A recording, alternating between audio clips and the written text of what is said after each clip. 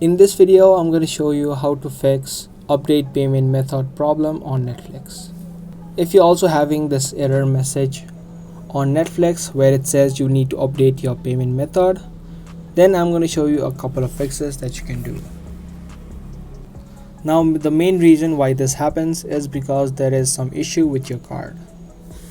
There could be a few reasons, such as if your card has expired or if it is an unsupported payment method. Even if you're using a card, that payment method or that card could be unsupported on Netflix, or it could also be that your card has insufficient fund.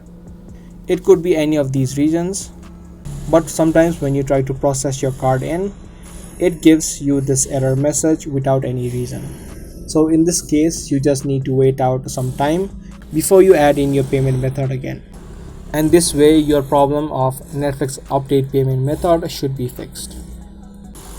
So the main reason could be the time, so you can do it after a couple of hours and you should be good to go.